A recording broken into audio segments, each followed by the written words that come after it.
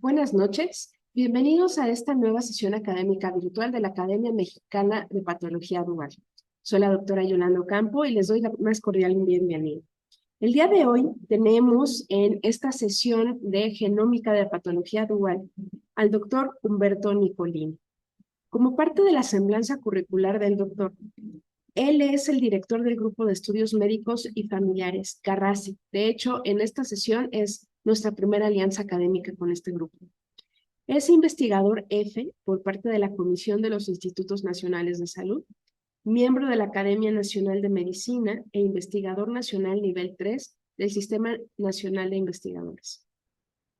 Él también funge como expresidente de la Asociación Mexicana de Biología Molecular en Medicina, es exsecretario y tesorero del Colegio Mexicano de Psicofarmacología y es exdirector del International College of Obsessive Compulsive Disorder.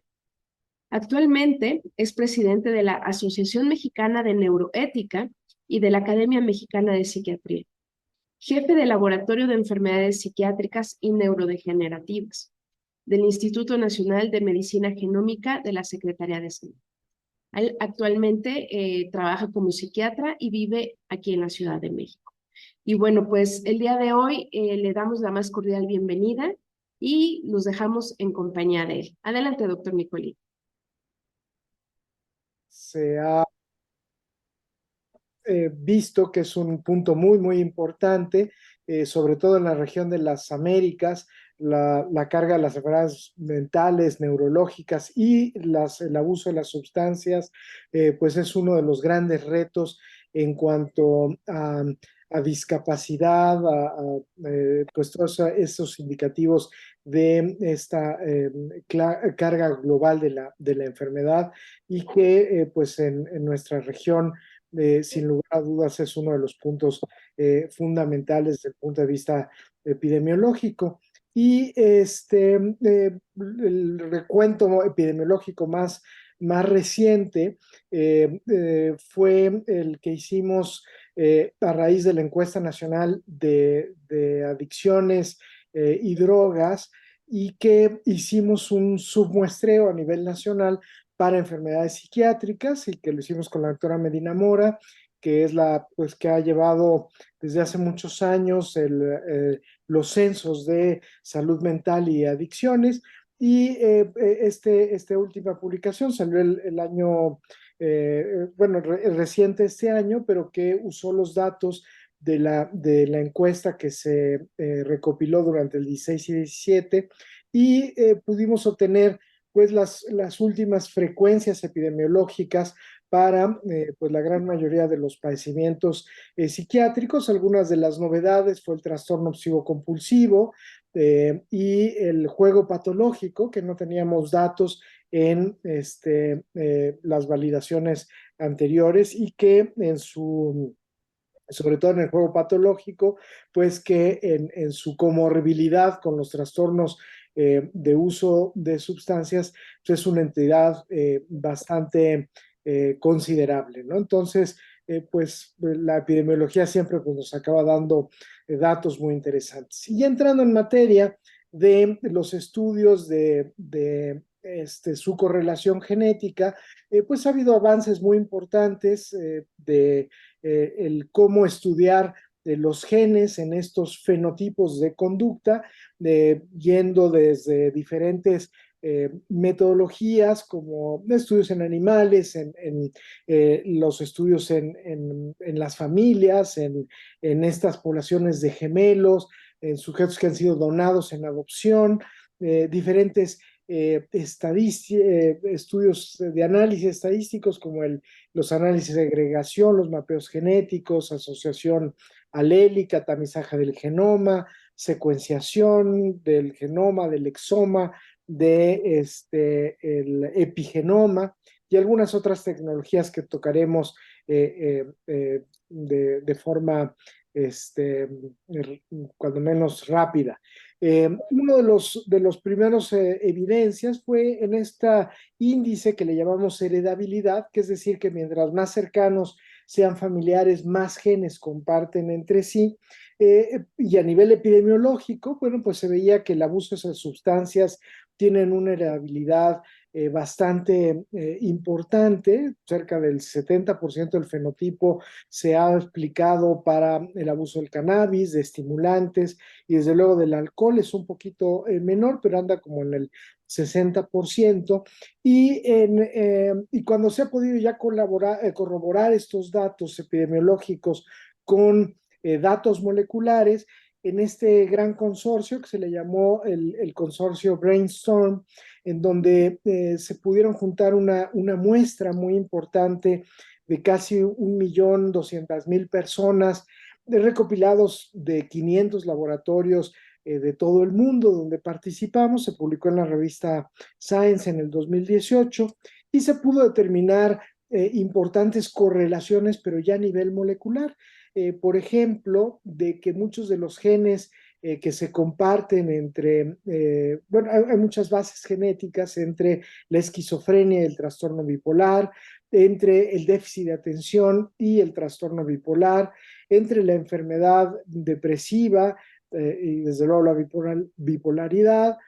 Una de las sorpresas también fue que la anorexia y el trastorno obsesivo compulsivo comparten muchos genes en común. Incluso podemos pensar que es como un padecimiento, digamos, semejante desde el punto de vista genético. Y el trastorno obsesivo compulsivo con el síndrome de Tourette, también se han encontrado importantes correlaciones genéticas.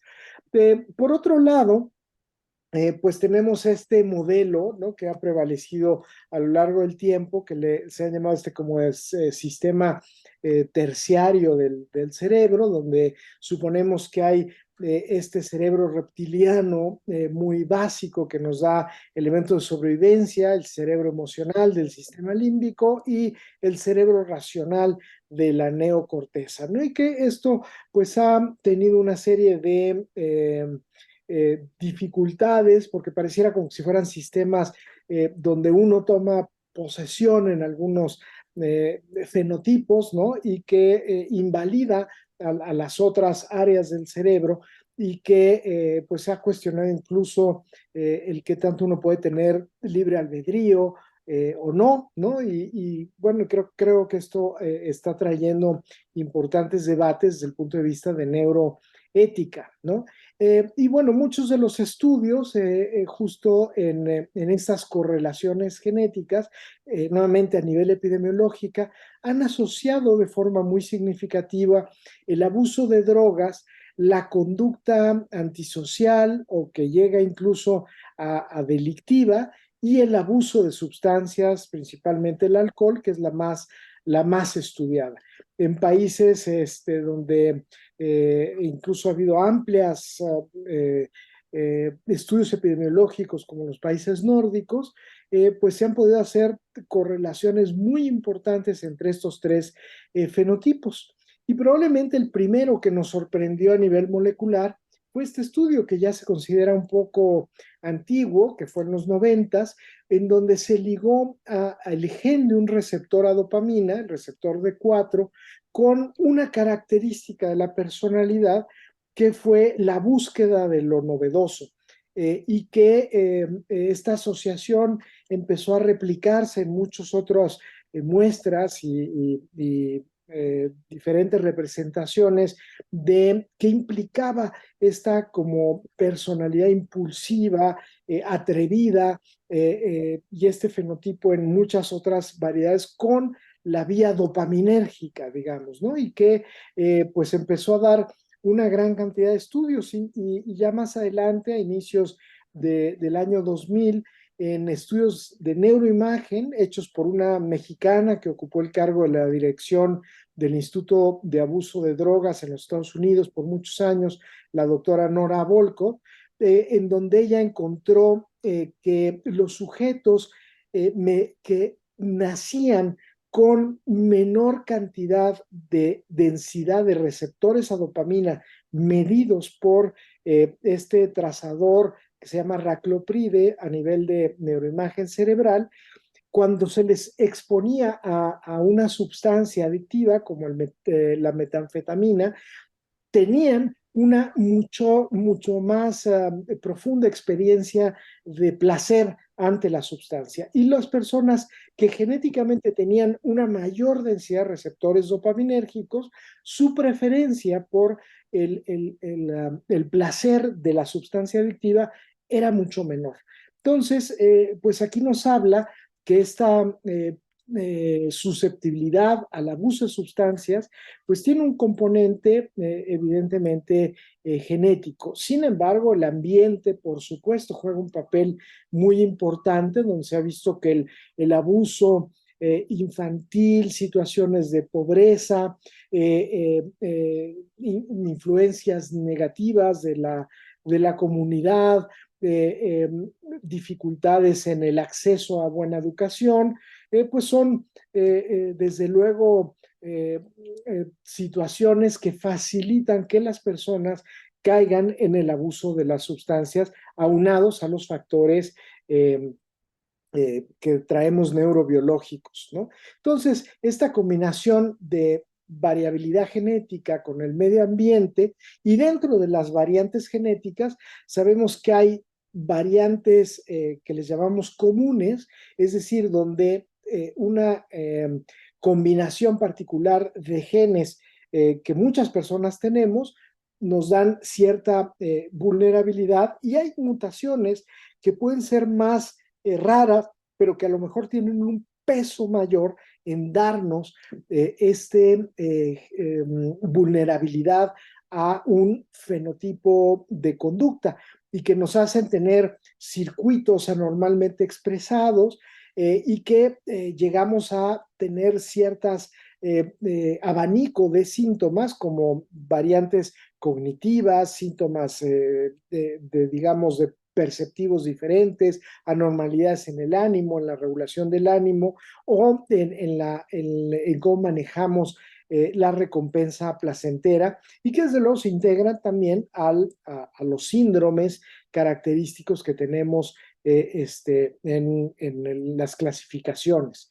Por otro lado, la tecnología, hoy día estas tecnologías de los chips de ADN que nos permiten hacer genotipificaciones de una gran cantidad de genes de forma simultánea en una misma persona, pues nos permiten hacer esto que le llamamos tamizajes del genoma, que en inglés son las siglas de GWAS, de Genome Wide Association Studies, o sea, tamizajes amplios de todo el genoma y que y nos permite concluir un nuevo estadístico que se ha llamado de PRS, que es el número de genes que tenemos de vulnerabilidad de determinada patología y que cuando se estudian poblaciones nos distinguen casos de los controles, ¿no? Por ejemplo, en el caso de la adicción, pues sabemos que los casos que tienen vulnerabilidad, por ejemplo, al alcohol, y ahorita les voy a mostrar estos ejemplos, tienen un mayor cantidad de determinados genes que en la población que no presenta este fenotipo no los va a contener, o sea, o los va a tener en menor proporción. Y que cuando comparamos a las dos poblaciones, nos las separa, digamos, ¿no? Y esto incluso se puede hacer a nivel individual. Aquí les presento el primer tamizaje así muy importante que hubo del genoma de la psicosis, en donde pudimos encontrar, al día de hoy se sabe que hay cerca de 230 genes particulares a la esquizofrenia y que no los tienen las poblaciones controles. Uno de estos picos muy grandes es el HLA, el antígeno de histocompatibilidad, pero incluso aquí una de las preguntas es decir, que los clínicos nos hacemos es, bueno, tengo un paciente, ¿cuántos de estos 200 genes es portador? Y esto es a lo que le llamamos el índice de riesgo poligénico, ¿no? Si alguien de los 200 tiene 10 genes, pues a lo mejor tiene un riesgo muy bajito, pero si de los 240 tiene 201, ¿no? Pues tiene un índice de riesgo poligénico muy alto. Entonces ya nos permite dar estos riesgos mucho más cuantitativos de la vulnerabilidad genética. Y este tipo de variables se han hecho o se están haciendo día con día para muchos de los fenotipos psiquiátricos, como el déficit de atención, les mencioné el de la esquizofrenia, el trastorno depresivo, incluso otros fenotipos, no necesariamente patología, como pues el coeficiente intelectual, los logros educativos, ¿no? El que alguien pueda, el número de años de educación que recibe una persona y las muestras en las que se han hecho, por ejemplo, para esto del logro educativo es más de 1 millón de personas, de casos y controles en inteligencia 300,000. Es decir, hoy día contamos con muestras de bastante poder estadístico para hacer esto. Y en el ámbito ya de las correlaciones genéticas, pues vemos que algunos padecimientos, como les mostraba, están más ligados que otros, ¿no? Los trastornos de ansiedad, hay una fuerte liga con los depresivos, el bipolar con la esquizofrenia, el déficit de atención con la depresión, pero también se vincula a los trastornos bipolares, el trastorno obsesivo compulsivo, lo que les mencionaba con la anorexia nervosa, el síndrome de Tourette y el TOC, ¿no? El trastorno obsesivo compulsivo, del estrés postraumático con déficit de atención, en fin, nos permite empezar a entender cómo se dan todos estos enlaces de correlaciones genéticas con los datos, ¿no? Este es uno de los estudios muy importantes que ha habido en el abuso de alcohol en más de 274,000 personas y que de diversas poblaciones, principalmente europeas, y pues se han encontrado también ya varios genes para el alcohol. Resaltan la vía dopaminérgica, la aldehído deshidrogenasa, que es la que metaboliza el alcohol, pero algunos otros que tienen que ver con el metabolismo de los lípidos, como este fato, que por cierto es muy prevalente en la población mexicana y que se ha asociado a obesidad.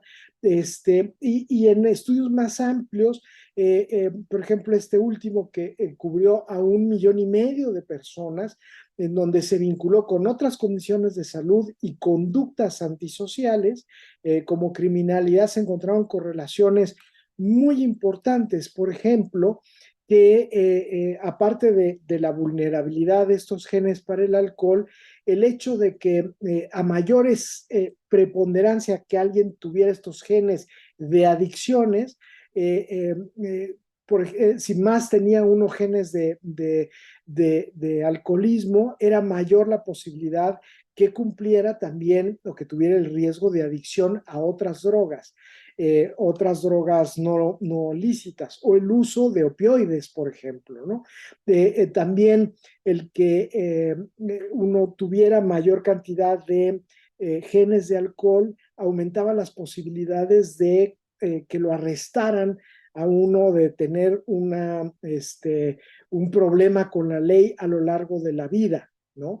Y por otro lado, otras asociaciones se hicieron la posibilidad de que una persona, mientras más genes de alcoholismo tenga, tiene mayor riesgo de ser despedido a lo largo de la vida en su trabajo, o de tener un primer encuentro sexual antes de los 18 años, o de no terminar su educación universitaria. Entonces empiezan a haber asociaciones muy interesantes de riesgo de adicciones, pues que sabemos que en la clínica, pues esto sucede, pero el que ya se empiece a determinar por estas pruebas empieza a ser muy, muy interesante. También esto que les mencionaba, los años de educación, la personalidad antisocial, la comorbilidad con el déficit de atención, el que alguien nunca haya probado el cigarro, esto que se le llama nunca fumador, está inversamente relacionado a la cantidad de genes del alcohol, ¿no? Un problema que hay en muchos de estos estudios es el que se ha encontrado que el, el- la- la- hay una sobrepoblación de personas caucásicas, ¿no? Aquí, por ejemplo, en esta gráfica se representa cómo es la población a nivel mundial, y la población caucásica es alrededor del 18% de la población mundial. La población latinoamericana es como el 12%. Pero cuando vamos a hacer la investigación, por ejemplo, en depresión o en abuso de sustancias, pues casi el 80 o 90% de los estudios se han hecho en población europea, ¿no? En bipolar igual, en déficit de atención, y es muy poquita la representatividad que hay de población latinoamericana, ¿no? Entonces, esto pues, ha sido un problema y que necesitamos cada día ampliar más este tipo de población. Fue por eso que, bueno, pues tratamos de hacer este estudio epidemiológico con la encuesta de datos, en donde hicimos estos datos epidemiológicos, que les digo, fueron casi 7,000 personas, de que aparte de tener las entrevistas psiquiátricas, etcétera, les pudimos hacer genotipificación con estos chips de ADN y pudimos tener genotipos.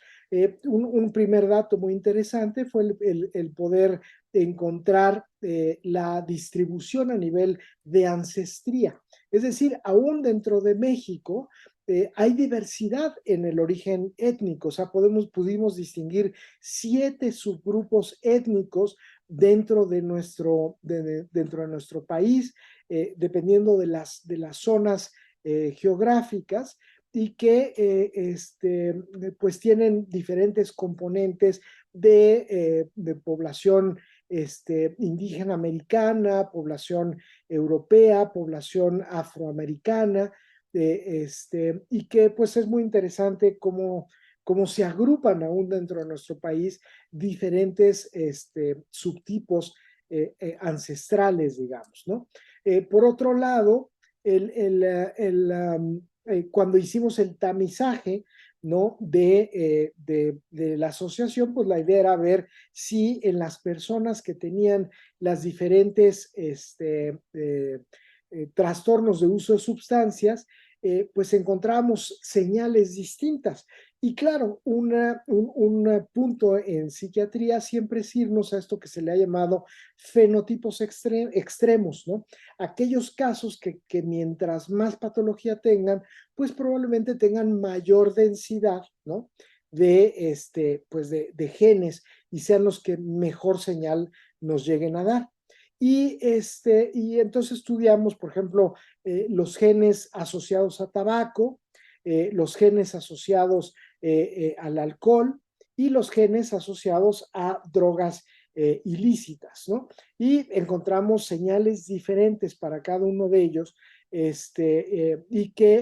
pero donde más se incrementaba esta señal eran los casos que le llamamos patología dual, es decir, aquellas personas que tenían la convergencia de un trastorno mental con el uso de una sustancia, el abuso de una sustancia, ¿no? Entonces, este grupo de patología dual eran los que mostraban mayor señal significativa de genes asociados. Incluso aquí en una submuestra que hicimos ya con este índice de riesgo poligénico, vimos que, por ejemplo, en las personas que tenían trastorno obsesivo compulsivo, pero que tenían genes de psicosis, eran los que más usaban cannabis en la población mexicana, ¿no? Entonces, empezamos a ver datos ya interesantes de riesgos que podemos tener. Y luego de mutaciones raras, se han visto que hay una variedad de mutaciones, se les han llamado CNVs, que es el acrónimo es número de copias variables, que son mutaciones más raras, pero que cuando se encuentran están mucho más asociados al fenotipo. En controles son muy raros, o sea, sí podemos llegar a tener todos algunas de estas mutaciones, pero por ejemplo en el caso del autismo son muchísimo más frecuentes que en los controles, y en el caso de las personas que tienen psicosis de inicio temprano son todavía mucho más frecuentes este tipo de mutaciones raras. Y casi el 60% de los casos con psicosis tenían abuso de sustancias, ¿no? Entonces, podemos pensar que estos casos de psicosis de inicio temprano, estas mutaciones de alguna manera afectan la cognición y predisponen al abuso de sustancias.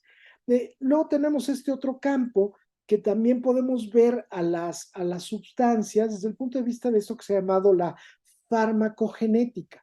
Es decir, a final de cuentas, todas las sustancias que ingerimos, como los medicamentos, son fármacos, ¿no?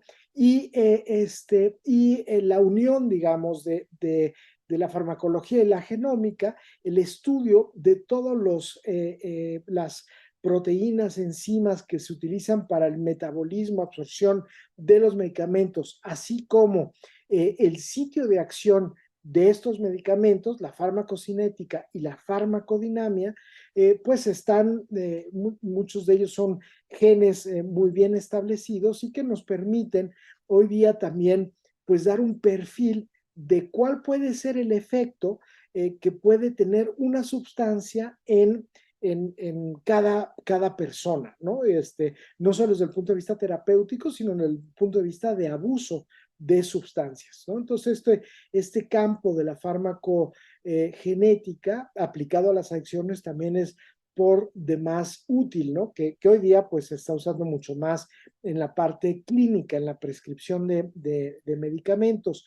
Estos son los que al día de hoy el organismo regulador en los Estados Unidos, la FDA, ha sugerido que para todos estos fármacos que actúan en el sistema nervioso central, sea necesario el hacer genotipificación de estos genes para pruebas farmacológicas, ya que muchos de los efectos colaterales, niveles plasmáticos y reacciones que pueden tener estos medicamentos pueden preverse mediante el estudio de la farmacogenética, ¿no? Y por otro lado, en el estudio que hicimos en la población mexicana, algunas de estas variantes, aquí, bueno, se ve muy bien esta tabla, pero simplemente para mencionárselos, de muchos de estos medicamentos tienen variaciones distintas en nuestra población a las reportadas en la literatura caucásica o europea, ¿no? Entonces, y que procesan pues diferentes medicamentos como la carbamazepina, como el lorazepam, como la naloxona, como la nicotina, ¿no? Entonces, que es muy importante tenerlos en cuenta. Y luego, claro, muchos también de las pruebas, pues uno lo que busca es genes que sean accionables, ¿no? Es decir, que uno pueda, si encuentra una mutación, pues como pasa con el ejemplo de la fenilcetonuria, las pruebas del tamiz neonatal, puede uno tomar una acción y evitar el efecto nocivo del medicamento. Y esto ha sido con la metilfolato hidroxirreductasa, en donde esta enzima que procesa el ácido fólico y que si uno busca la mutación, dar una suplementación de ácido fólico y esto mejore el fenotipo clínico. Aquí lo hicimos en el caso del autismo y no vimos que hubiera diferencias, sin embargo, es muy frecuente las mutaciones en la población mexicana. Es decir, casi la conclusión de esto es que deberíamos de tener una gran cantidad de personas en la población con suplementación de ácido fólico que no nos distinguen casos propiamente con patología en lo que llevamos estudiado. Otro gen que es muy interesante y que pues ha sido parte de lo que hemos venido ahí platicando, que es el gen de la apolipoproteína 4. Este gen es uno de los genes comunes de que ha aparecido prácticamente en todos los mapeos del Alzheimer y que una variante de este alelo, la variante 4, aparece como un factor de riesgo en todos los casos de Alzheimer, principalmente en los casos de Alzheimer tardío, que son los que realmente son los más frecuentes en comparación de las mutaciones raras que explican el Alzheimer de inicio temprano.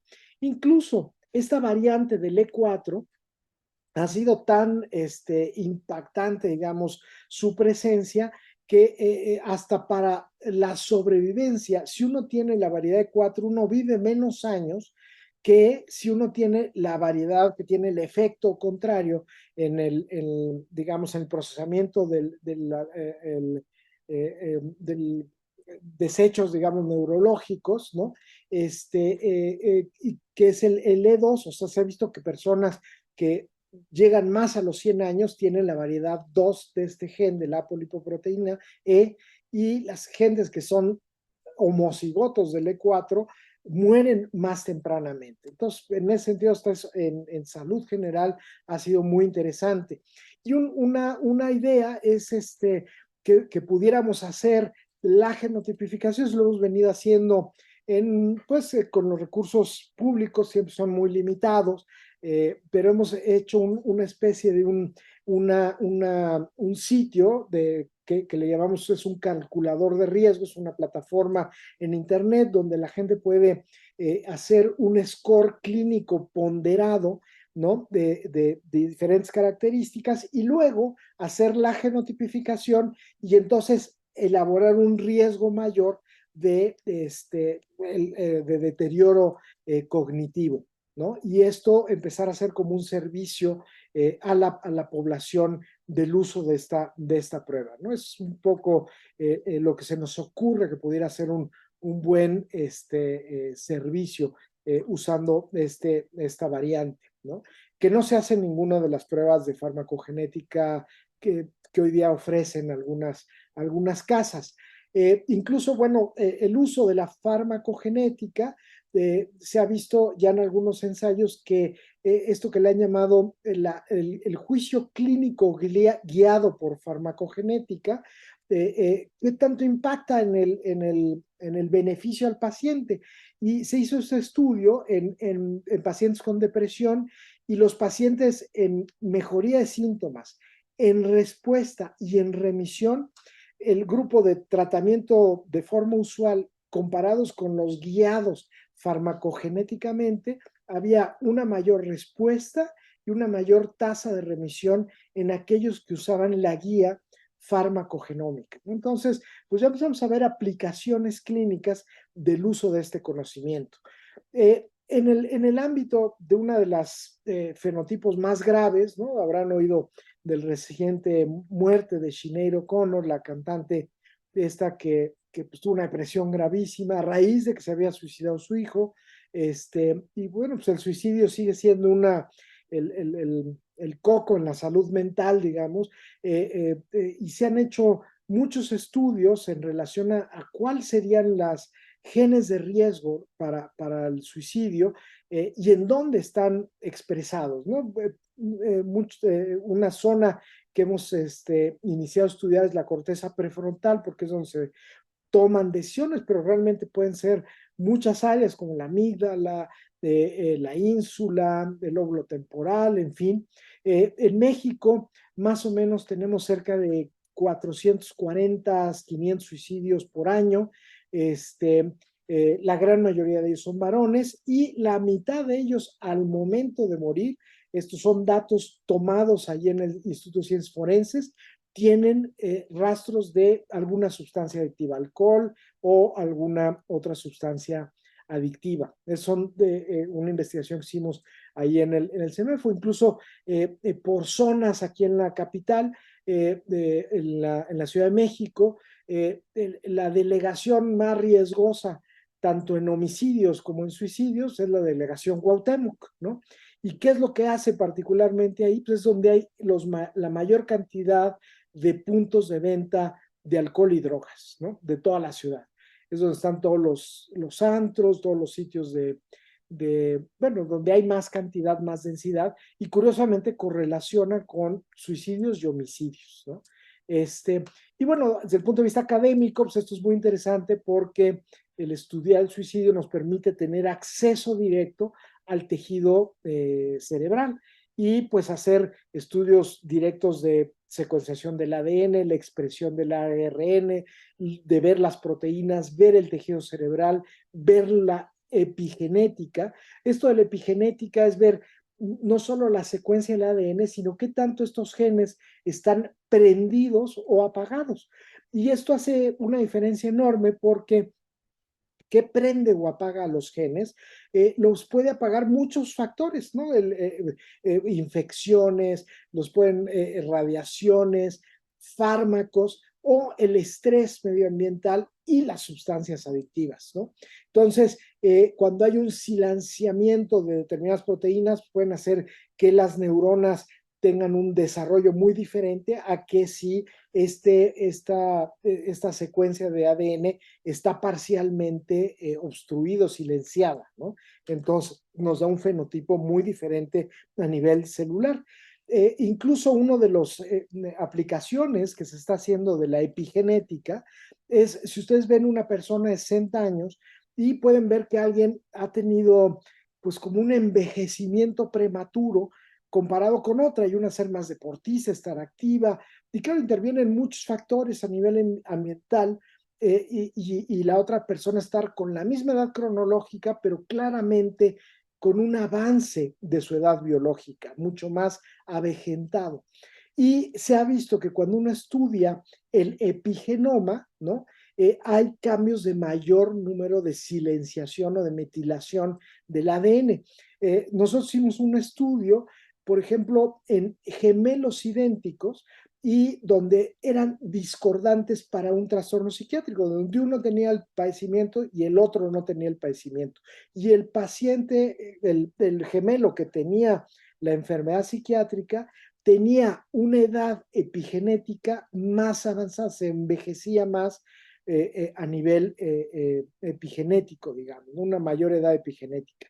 Entonces, esto ha sido sumamente interesante, esto del envejecimiento, y luego ya ver las rutas diferencialmente expresadas. Como les decía, las personas que llegan al suicidio, una gran cantidad de ellos están con abuso de sustancia en el momento que toman la decisión de quitarse la vida, y el patrón de expresión negativo diferente de los genes pues es muy claro, y eso es parte de lo que hemos venido estudiando desde hace tiempo, para tratar de establecer como una firma molecular del cerebro del suicidio. También hemos visto que el genotipo, digamos, hay mayores genes, estos que les decía, el índice de riesgo poligénico, hay mayor cantidad de genes, por ejemplo, de trastorno bipolar, de psicosis, de abuso de sustancias, ¿no? Porque es evidente por esto, de abuso de cannabis, ¿no?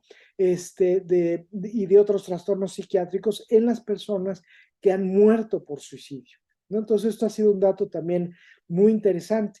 Hay metodologías también muy interesantes que han ido surgiendo, como esto que se les llama la inducción de células pluripotenciales, y que permiten a través de, por ejemplo, de la piel, de una biopsia de piel, reprogramar las células, desdiferenciarlas y luego volverlas a diferenciar en neuronas y empezar a generar cultivos de neuronas de una persona a través de muestras de la piel.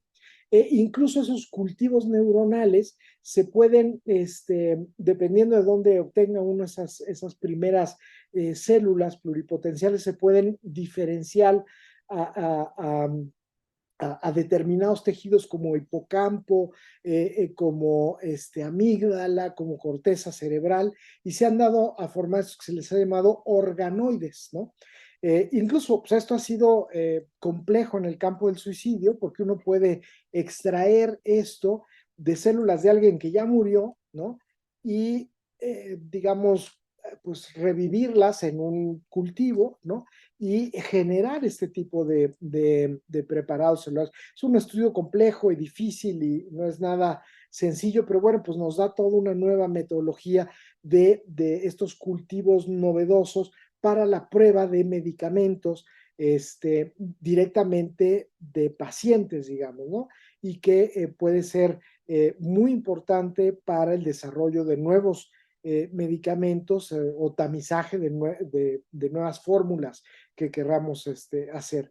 Eso, y también pues toda el uso de herramientas electrónicas o de integración de inteligencia artificial para medir los fenotipos, es decir, no estar como hemos estado muchas veces en psiquiatría a lo que la persona nos refiera, sino aquí tener ya mediciones directas de a lo largo de 24 horas, 7 días por semana, por ejemplo, los relojes inteligentes que todo el mundo, pues es fácil ya contar con ellos, que nos miden pues horas de sueño, nivel de actividad. Muchos de ellos ya empiezan a medir electrocardiograma, empiezan a medir niveles de glucosa, colesterol, cortisol, ¿no? Algunos ya puede uno registrar actividad electroencefalográfica de forma constante. Y esto pues nos está llevando a tratar también de cada vez tener una postura más intervencionista. Por ejemplo, los estudios de Helen Mayberg, ¿no? Que fue la primera que empezó a hacer intervenciones a nivel ahí del cíngulo, del calloso, y de generar en personas depresión, digamos, sin estar deprimidas, y claro, eso lo se vio que el cíngulo subcalloso pues era un blanco terapéutico para la neuroestimulación. Entonces, en esta región que fue el que describió Mayberg, y la depletación en dietas sin triptofano, claro, el uso de los medicamentos, ¿no? Que también qué zonas activan o hipoactivan, la estimulación magnética transcraneal, la terapia electroconvulsiva, la estimulación del nervio vago, la activación con ketamina, o cirugías ablativas, ¿no? Y nuevas informaciones también que estamos viendo, por ejemplo, con el microbioma, ¿no? Este otro mundo de organismos que están presentes, y que pueden regular a su vez al sistema nervioso. Por ejemplo, aquí sabemos que variantes en las poblaciones bacterianas distinguen a las personas con psicosis de las que no tienen psicosis, y son pruebas que cada vez son complicadas de interpretar, de hacer, pero que seguramente más se van a ir a la clínica, y ahí empieza a haber, yo creo que de una forma precipitada, pero ya empieza a haber fármacos o probióticos, ¿no? Que dicen repoblar algunas de estas subpoblaciones, basados a veces en información muy preliminar, ¿no? Pero que buscan tener como la primera indicación como de restauración de la microbiota, y que esto dé una mejoría clínica, ¿no? Que sin duda la ruta es prometedora, ¿no? Y desde luego el buscar aparatos de intervención, ¿no? Hay este famoso Neuralink, ¿no? Que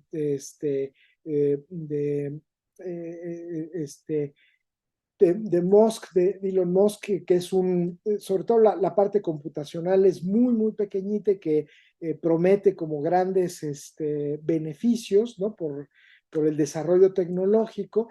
Y recientemente seguro habrán oído de estas reconstrucción de lo que le llaman lectores de la mente, que son mediante resonancias magnéticas, y paradigmas de inteligencia artificial, que dependiendo de las zonas de activación del cerebro, con solo pensar alguien lo que va a decir la máquina, y claro, lo que se activa en la resonancia magnética, la máquina puede deducir qué es la palabra que está pensando la persona, ¿no? Entonces, pues esto ha llamado a que la Organización Mundial de la Salud y varias instituciones hagan un llamado a pues empezar a hablar ya de forma de la inteligencia artificial y el uso de las neurociencias, ¿no? El análisis de toda la parte de cómo usar la información genética, la información de intervención, y en este tipo de metodologías, ¿no? Entonces, pues vemos que esto de los índices de riesgo poligénico son muy útiles en la investigación, aunque todavía no han llegado a la clínica. La farmacogenética ya es una práctica cotidiana en la psiquiatría, aunque está, les digo, muy limitada y todavía hay genes que podrían ser muy útiles, pero no se ofrecen, como el de la ApoE en la práctica cotidiana. Hace mucha más falta datos de poblaciones latinoamericanas. La evidencia muestra que la guía farmacogenética es más eficiente que, por ejemplo, en la depresión, pero, por ejemplo, no se ha estudiado nada a nivel de adicciones o de patología dual, y que estos estudios pues necesitan no solo estar en pequeños sitios académicos o públicos, sino empezarse a hacer en otros ámbitos como en el nivel privado, ampliarse más para que realmente se empiecen a abarcar mucho más población. Y bueno, con esto concluyo y pues con mucho gusto si hay preguntas, comentarios que los pueda resolver. Ok, doctor Nicolini, pues muchísimas gracias. Hay muchos comentarios en el chat que pues agradecen esta valiosa información. La verdad es que pues en muchos sentidos el aspecto de genética como que todavía seguimos viéndolo poco aplicable en la actualidad, pero ya vemos que hay un gran avance y a mí me surge la pregunta en relación a la aplicación clínica práctica de este tipo de estudios, por ejemplo, para el aspecto de patología dual, por ejemplo. ¿Qué tan al alcance de la mano de los médicos está el poder hacer este tipo de estudios? Pues digamos al alcance, hay varias empresas que ya empiezan a ofrecer estos servicios.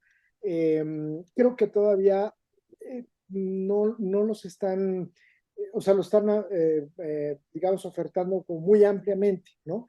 Pero no con este enfoque así directo a patología dual, adicciones, a salud mental. Creo que se necesitan mejores interfaces como de ayuda, ¿no?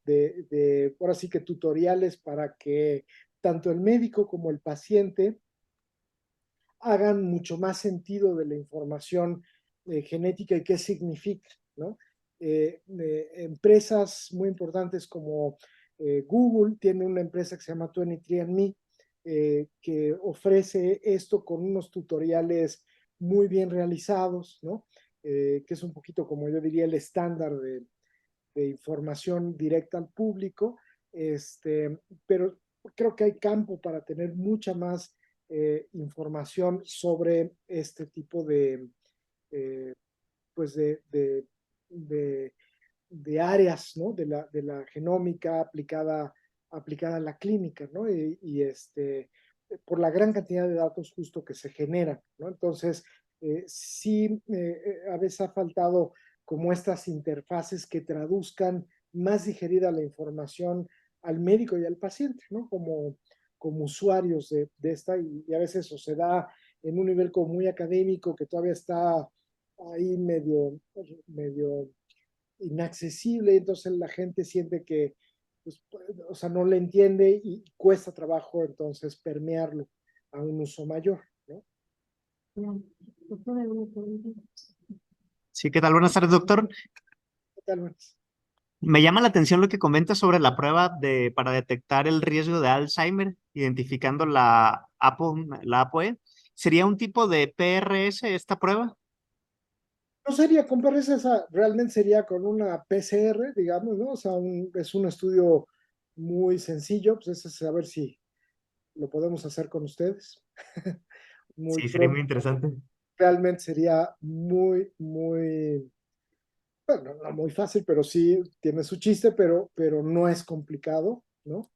Y yo creo que es algo que bastante rápido, no muy oneroso, ¿no? Y creo que fácilmente entendible. Y creo que es el tipo de pruebas que abren camino, ¿no? O sea, justo de que hacen, si esto ya lo entendí, pues entonces ahora quiero algo que me dé más información y que tal vez me dé más más pues sí, como más datos para poder entender más a mi paciente u otras enfermedades que haya alrededor, ¿no? Ujú.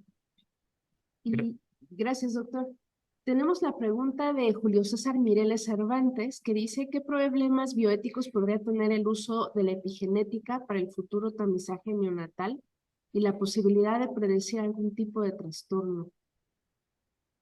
Es un punto muy importante. Gracias por la pregunta. Creo que uno eh, de los grandes problemas que siempre hemos tenido en la salud mental es el estigma, ¿no? Ujú. Y luego con estas pruebas, uno de los grandes riesgos es que podríamos aumentar todavía más el estigma, ¿no? Si encontramos esta evidencia y le decimos a alguien, uy, pues es que salió esto y entonces a lo mejor, pues ahora sí que verificándolo con una prueba, pues todavía podemos limitarle más las oportunidades de sobreponerse a estas restricciones. Pero por otro lado, también el saber esto, pues sería una obligación, pues casi les diría a nivel del Estado, de que a las personas tuvieran esto, pues de ampliarle las posibilidades de atención, seguimiento, hoy día para que a alguien le den no sé si el nombre es becas, pero el dinero por discapacidad, digamos, ¿no? O la compensación por discapacidad es verdaderamente problemático y la gente son doblemente como estigmatizados para demostrar que realmente tienen una incapacidad y pues a veces este tipo de pruebas podrían facilitar o gestionar pues, algo que ayudara, ¿no? En acceso, en abrir puertas, ¿no? Pero pueden tener siempre la espada de doble filo y ser todo lo contrario, ¿no? O hacer un seguro médico muchísimo más costoso, más complejo, en fin, ¿no? Sé que pueden tener pros y contras. Así que es una navaja de doble filo, ¿no? Nos Así puede dar es. un beneficio, pero también nos puede limitar en otros aspectos. Y algo que a mí me llama la atención, doctor, pues bueno, no me llama, no es algo así como que el gran hallazgo, porque es una realidad que nos hace falta más investigación aquí en México. Y el que usted remarque que hay muy pocos estudios en donde se considera a la población latinoamericana, esto pues es de gran importancia y creo que bueno, el INMEGEN, ahí en el lugar donde están ustedes laborando, Doc, hacen un buen desarrollo de investigación y esto pues es importante, ¿no? Eh, Juan Carlos Escárcega Michel nos comenta que en México se encuentra la empresa Novagenic, la cual hace los tests de respuesta a los medicamentos, y que hay pocos laboratorios en donde hagan estudios genéticos para ciertas enfermedades. ¿A dónde los pueden enviar ya sea a los pacientes o muestras para realizar las pruebas de este tipo? Sí, efectivamente, incluso, bueno, esta empresa no hace las pruebas acá, toma las muestras y las manda a los Estados Unidos, ¿no? Ya desde ahí creo que sería muy importante el que las pruebas se hicieran aquí en México, ¿no? O sea, que la tecnología de la prueba verdaderamente se hiciera acá.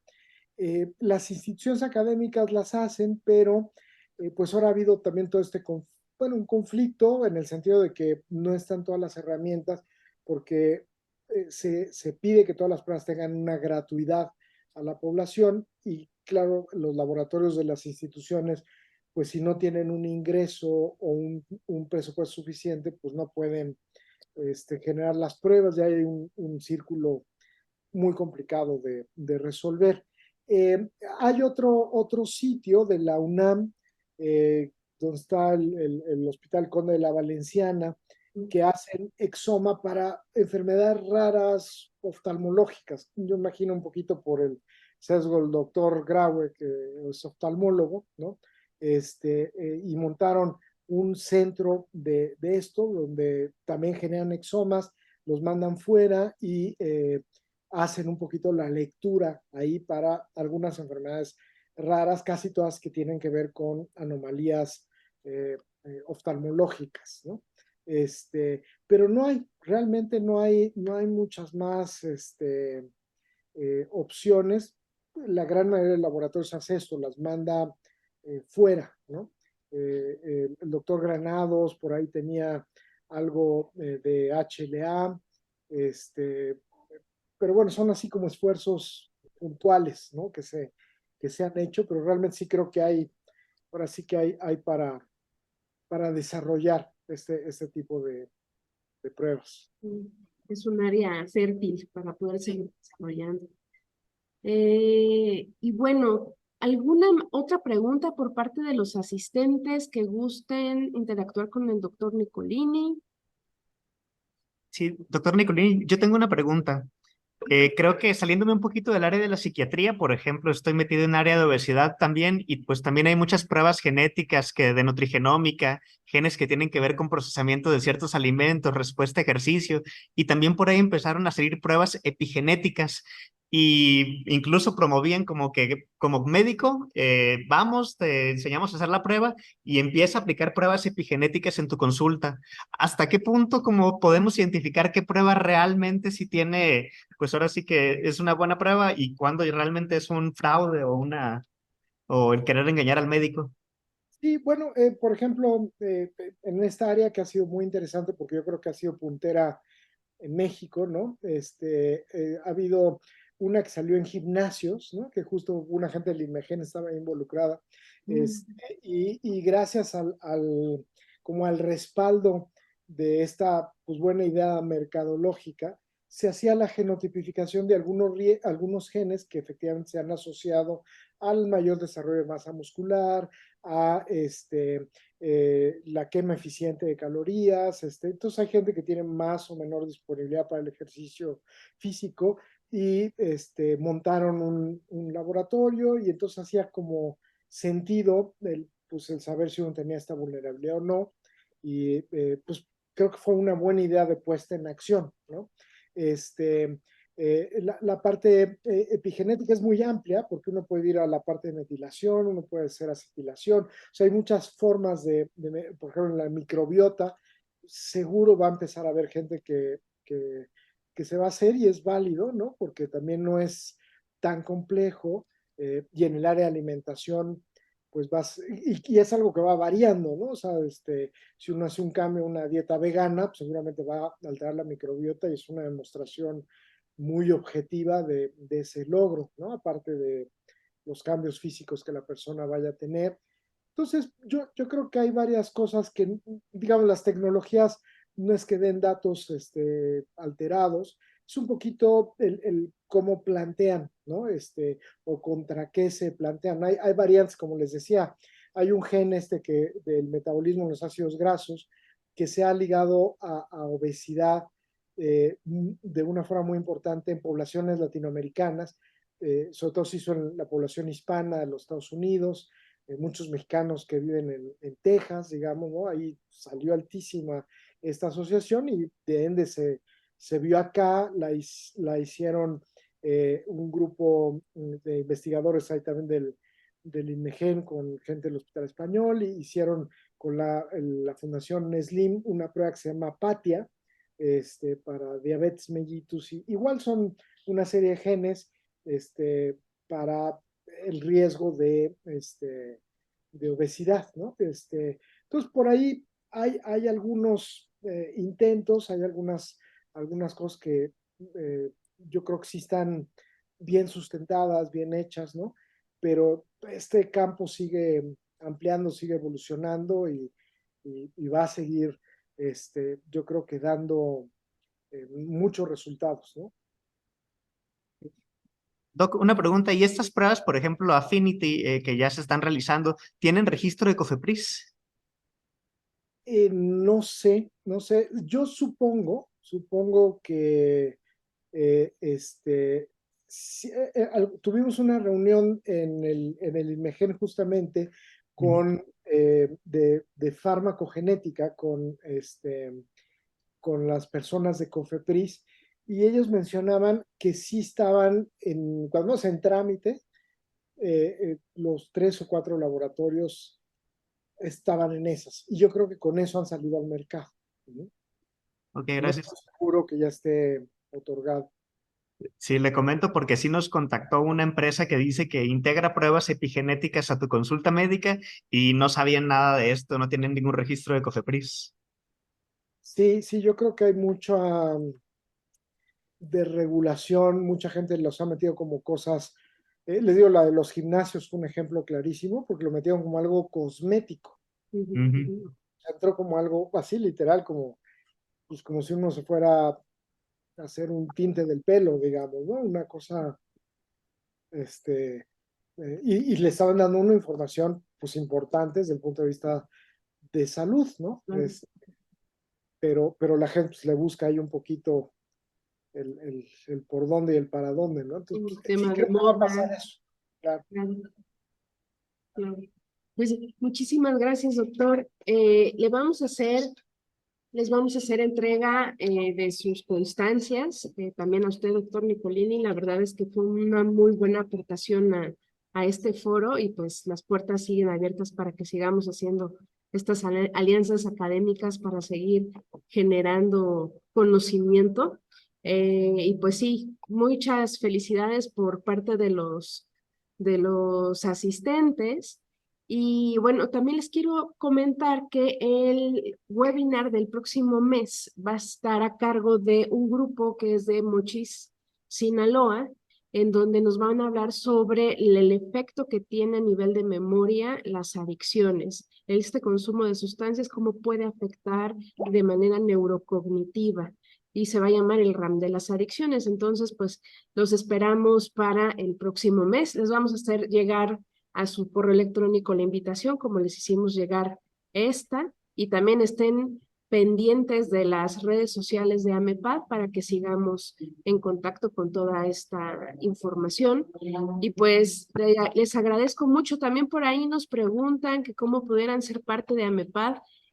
Nos vamos a conectar vía correo electrónico con ustedes para mandarles esta información, Juan Carlos Escárcega Michel. Sí, sí leímos su comentario. Y pues muchísimas gracias a todos. Es un gusto haber participado al lado de Grupo Médico Carrassi. Y pues nos estamos viendo para la próxima sesión. Que tengan muy buenas noches. Gracias, buenas noches. Hasta luego.